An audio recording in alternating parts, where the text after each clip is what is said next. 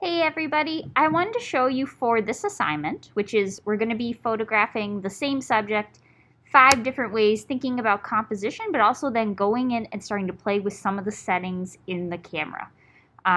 We'll be focusing on 2 particular settings. One is called ISO, which has to do with the sensitivity to light, and one is called white balance, which is affecting the color of the light in your photos. So to get yourself started, of course, you want to put in your battery and your SD card into the dock. You want to take your lens cap off, and then when you go to turn your camera on, you're going to be working in the P mode, Program Auto. You can see that it's going to set the shutter speed and aperture, but allow you to change some of the other settings. So I'll be looking here quite a bit.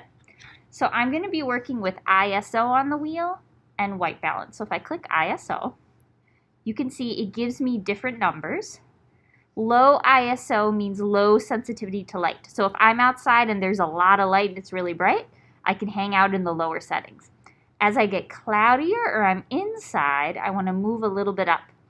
If you go too far up though, your photos will get a little bit grainy. So usually the 800 to 100 range is kind of where you want to stay. So just using the wheel, I can toggle left and right.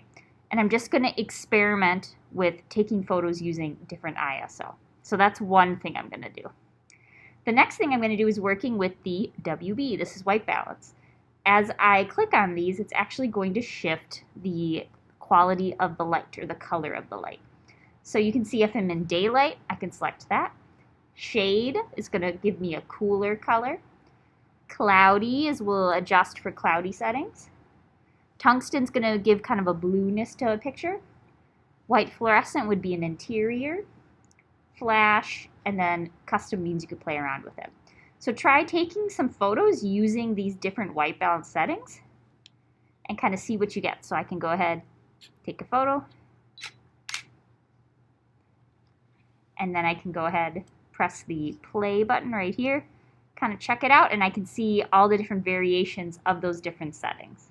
So to get back to it, again, we're working in ISO, playing around with ISO, and taking photos with different white balances. Okay, so that's going to be what we'll experiment with for this project.